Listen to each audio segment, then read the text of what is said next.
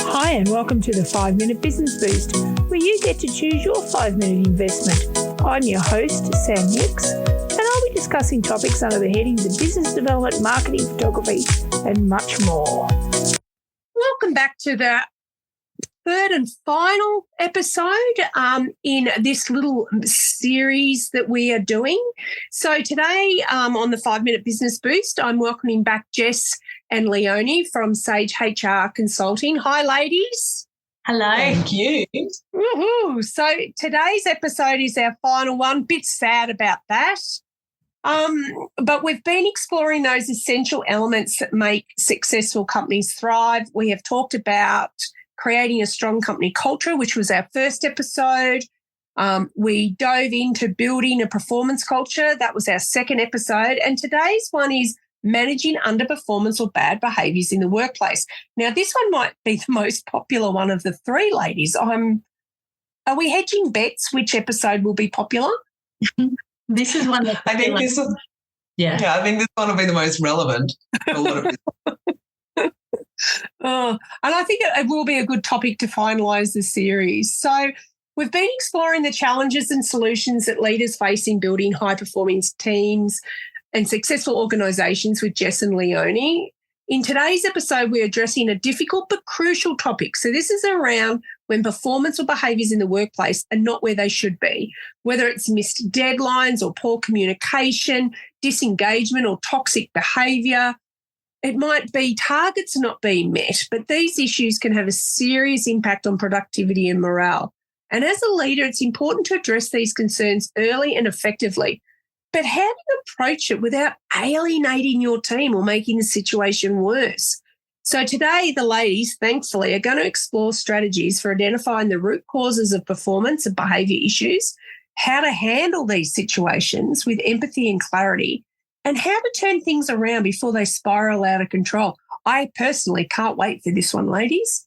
So let's go, ladies. How can leaders identify these issues early on? I think this is a question for you, Jess. Yeah, absolutely. So as you mentioned in the intro, Sam, those common signs include missing deadlines or targets, decreased quality of work, an overall lack of engagement, frequent conflicts or changes in their attitude or their energy. These are things that need to be identified and picked up on by the leaders of the business. So what we would recommend is regularly checking in with the employee. So you've got to be observing the team dynamics, encourage that open feedback through those one-on-one meetings. Overall employee engagement surveys are definitely a useful tool, but when we're talking about underperformance of a particular person, we need to be focusing on those one-on-one conversations and being comfortable in having them in a safe environment with that employee. So those conversations are most effective when clear goals or KPIs have already been set for that person and they can be referenced in the conversation to help them get back on track. So spotting these early signs lets that leader intervene before the problems really start to escalate. Okay, so how then can leaders have difficult conversations with employees about underperformance or negative behaviours without causing defensiveness or damaging the relationship? And I think this one is a good question for you, Leonie.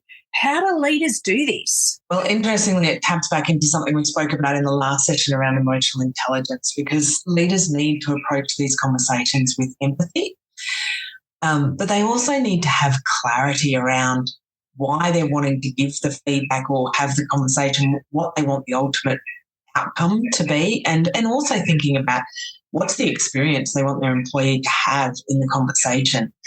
So we talked about, I think Jess mentioned in the last session, SBI, which is a feedback framework, which I really love because it takes emotion and I know I just said emotional intelligence, but it actually takes heightened emotion out of feedback.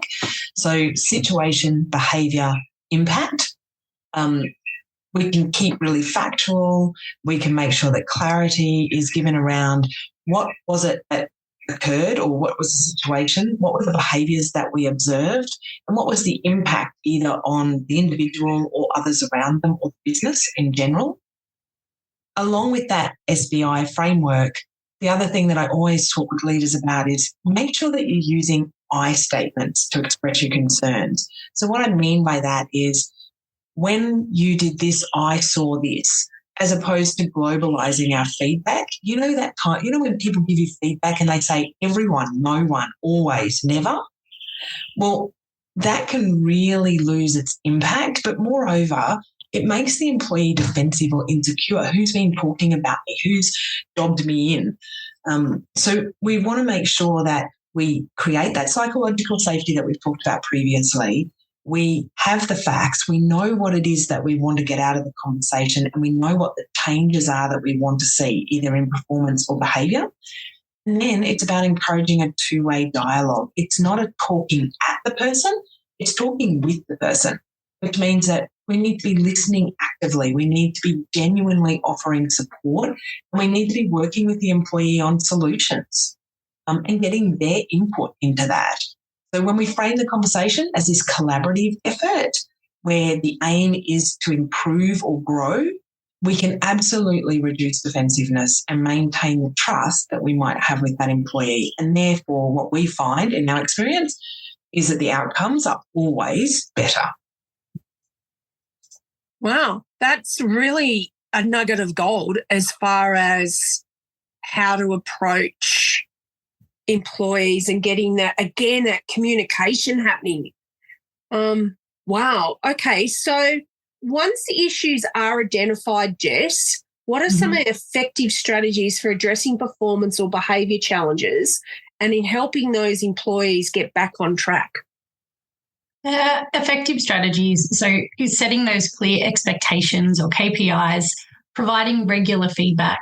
You can offer training or different resources. You can also adjust and set some achievable goals for improvement for that particular employee.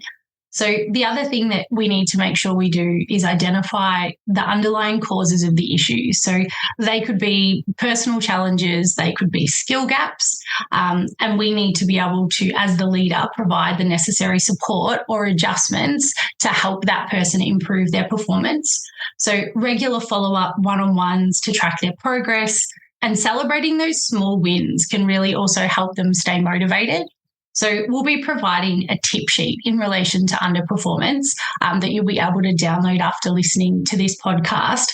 And that will be invaluable in just starting to set up a few strategies within your business that can help with any underperformance issues you might have. Wow, I can't believe what we've covered in 3 episodes, ladies. I'm pretty impressed with your knowledge and your insights and the information. I've certainly learned quite a bit. I suppose what I want to ask is how people find you too. How do they connect? Apart from, I'm assuming, your website, is there any other social media platform that people can reach out and find the two of you and Sage HR Consulting? Yeah, there is. So LinkedIn, obviously we both have personal profiles, but we also have a company page on LinkedIn. And, through there we promote, we connect with people, we put up ideas. If something changes in HR legislation, we'll use that as a platform along with the website, as you said. Both Jess and I feel that it's really important for business owners to feel like they've got somewhere that they can go to ask questions. And so we actually offer free 15-minute consultations. And those 15-minute consultations, sometimes that's all an employer needs, to ask a question and get a really simple answer. So if there are business owners out there that are having challenges with their people and they think that might be helpful, then we'll make sure that we give you those links as well, Sam, but you can also find them on the website. Oh, that's fantastic. Well, ladies, what a series. Thank you so much for giving up your time and your knowledge. As I said, I've learned something, and I hope our listeners who come from all over the world, but I'm hoping our Aussie listeners, our Victorian listeners have got something or received something out of these 3 sessions. I think they will have. And I look forward to potentially chatting with you ladies in 2025.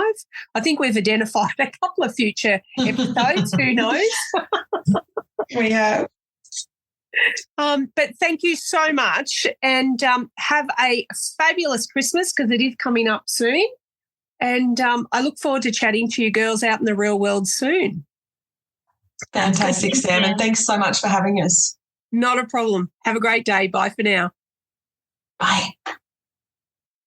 Thanks for listening to the 5-Minute Business Boost. For more information, follow me on socials, sign up for my newsy, or check out my website to see how we can work together to reach your small business goals. Remember, anything is possible, especially in the northeast of Victoria. Until next time, cheerio.